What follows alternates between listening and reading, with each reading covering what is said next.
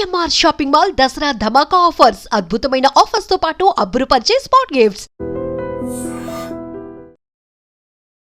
దారుణమైన బ్రేకింగ్ ఇది. యాక్చువల్లీ అసలు మనుషుల విలువలు లేకుండా పోయినాయి, లేకపోతే అసలు కడుపున పుట్టిన పిల్లలు కూడా ఇంత దారుణంగా వ్యవహరిస్తున్నారు అని అంటే ఎవరు నమ్మే పరిస్థితులు లేరు. లేదంటే ఇక కలియుగం ఏం చేస్తాం అనేటటువంటి పరిస్థితి వచ్చేసింది. ఎందుకంటే ఈ సంఘటన విన్న తర్వాత కూడా ఎవరికైనా సరే అదే అనిపిస్తుంది. యాక్చువల్లీ ఇది జనగామ జిల్లాలో జరిగినటువంటి సంఘటన. ఈమె పేరు వచ్చేసి బదావత్ లక్ష్మి. కేవలం 45 సంవత్సరాలు మాత్రమే. పాపం 20 ఏళ్ల క్రితమే భర్త చనిపోయిండు. సో అల్లారు ముద్దుగా ఒకే ఒక కూతురు.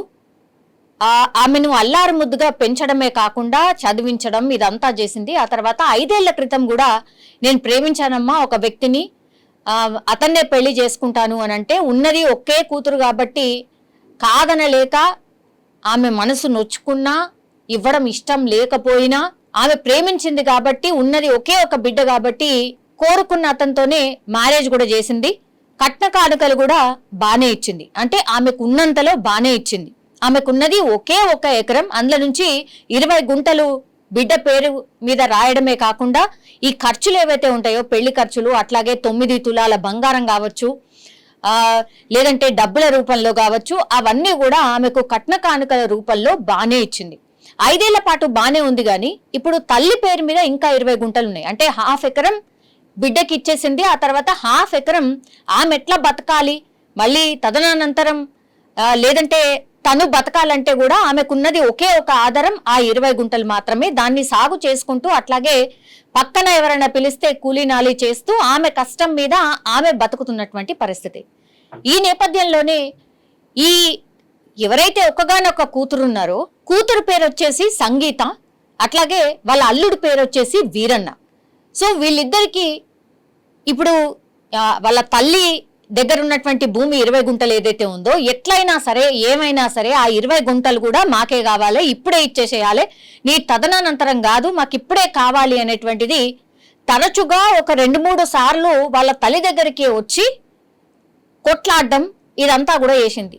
ఉన్నది ఒక్కగానొక్క కూతురు, నువ్వు కాయ కష్టం చేసుకొని నువ్వు సంపాదించుకొని బతకాలి, కానీ తల్లి మీ మీద ఇంకా ఆధారపడతలేదు కదా, ఆమెకిచ్చి ఆమెనే బతుకుతుంది, అప్పుడో ఇప్పుడో ఏమన్నా పంట వండితే కూడా మీకే ఇస్తుంది, ఆ తర్వాత కూడా చేతగానప్పుడు మరి ఇది కూడా లేకపోతే ఈ మధ్య కాలంలో మనం చూస్తున్నాం కదా, అందుకే ఓల్డ్ ఏజ్ హోమ్స్ భయంకరంగా వెలుస్తున్నాయి, మనకు తెలిసిందే కదా, ఆ పరిస్థితే వస్తుంది.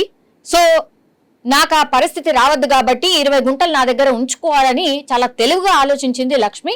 అందుకని తనతో పాటే ఉంచుకుంది. ఆ 20 గుంటలే మాకిప్పుడే రాసివ్వాలి, లేకపోతే నడవదు, నాకున్నది 20 గుంటలే, నువ్వు నాకు ఇచ్చినావు, నాకేమాత్రం సరిపోతలేదు, ఆ 20 గుంటలు కూడా నీకెందుకు, ఈ వయసులో నీకెందుకు, ఏమైనా చూసుకునేది ఉంటే నేనే కదా కూతురుని, నేనే చూసుకుంటా, నాకు అది ఇచ్చేయి, ఇప్పుడే ఇచ్చేయని తరచుగా వచ్చి తల్లి దగ్గరకు వచ్చి గొడవ పడుతూ ఉండేది.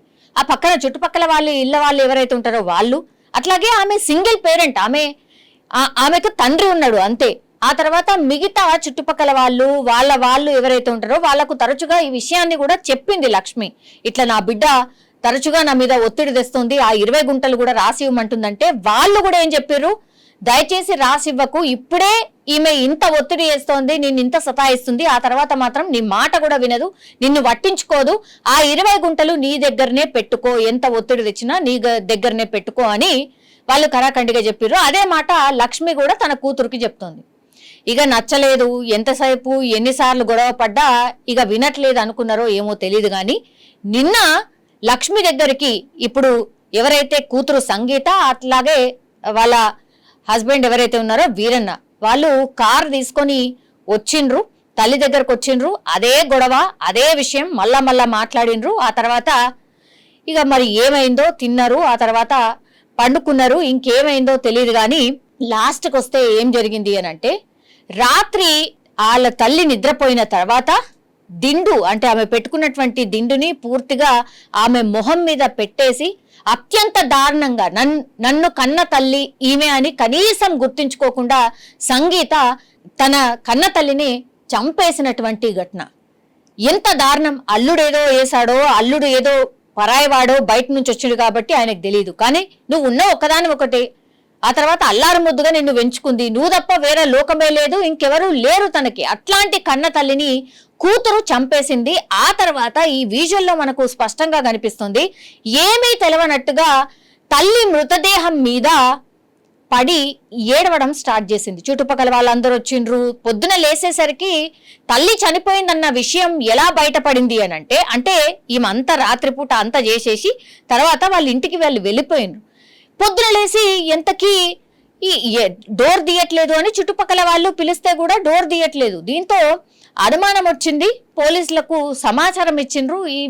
ఇచ్చేసరికి పోలీసులు అక్కడికి చేరుకునేసరికి అక్కడ తల్లి చనిపోయి పడినటువంటి పరిస్థితి ఉంది. దీంతో వీళ్ళందరూ చూసి మళ్ళా వాళ్ళ బిడ్డకి ఫోన్ చేస్తే గానీ నాకు విషయం తెలియదు అన్నట్టుగా యాక్ట్ చేస్తూ వచ్చి రాగానే కన్న తల్లి శవం మీద పడి ఏడుస్తూ అసలు నాకేమీ తెలీదు అన్నట్టుగా యాక్ట్ చేస్తూ ఆ బిడ్డ యాక్టింగ్ చూసినటువంటి వాళ్ళు మాత్రం అసలు ఏంది ఇంత ఘోరంగా, ఇట్లా కన్న బిడ్డలే ఇట్లా తయారైతుండ్రా, కొడుకులంటే పట్టించుకోరు అనుకుంటే ఇప్పుడు కూతుర్లు కూడా ఇంత డేంజర్గా ఇంత ఘోరంగా తయారయ్యారా అనేది అతిపెద్ద చర్చ.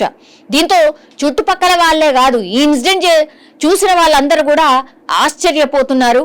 అట్లాగే ఇంకా తెలుసు కదా, ఈ యాక్టింగ్ చూసిన తర్వాత సంగీతను తిట్టని వాళ్ళు అంటూ లేరు. ఏం తక్కువ చేసింది, ఇంత భయంకరంగా కన్న తల్లిని చంపాల్సిన అవసరం ఏముంది?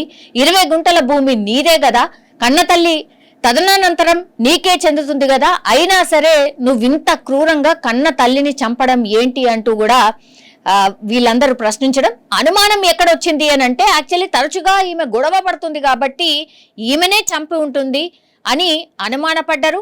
ఆ తర్వాత నిన్ననే వాళ్ళు వచ్చి వెళ్ళిండ్రు కాబట్టి అదొక అనుమానం. అట్లాగే మెడ దగ్గర అండ్ ఈ మొహం మీద కూడా కొంత ఘాట్లు ఉన్నాయి కాబట్టి ఇక్కడ అనుమానం వ్యక్తం చేసిండ్రు స్థానికులు.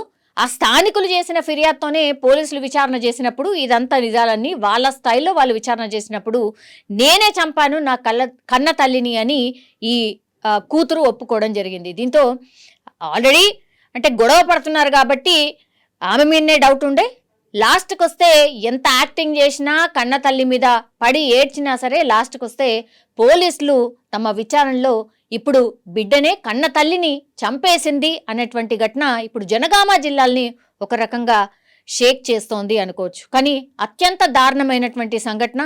ఈ సంఘటన విన్న వాళ్ళైనా లేకపోతే చూసిన వాళ్ళైనా మరీ అసలు కన్న బిడ్డలే ఇంత భయంకరంగా ఎట్లా తయారవుతున్నారు అనేది కూడా మాట్లాడుకుంటున్నటువంటి పరిస్థితి. నిజంగా ప్రస్తుతం ఉన్నటువంటి సమాజం దేనికి ప్రయారిటీ ఇస్తుంది?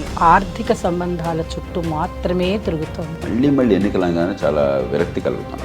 మంచి అనిపిస్తుంది కదా, లేడీస్ కూడా ఛాలెంజింగ్ జాబ్స్ చేసినప్పుడు చాలా బాగుంటది. ట్రాఫిక్ అసిస్టెంట్స్ గా నియమించిన ట్రాన్స్జెండర్స్ అందరితో సాల్యూట్ చేయించుకుంటున్నారు. ఫుడ్ డెలివరీ ఇవ్వటానికి వెళ్ళినటువంటి డెలివరీ బాయ్ అనిల్ పై కళ్ళ ముందు పెళ్ళండి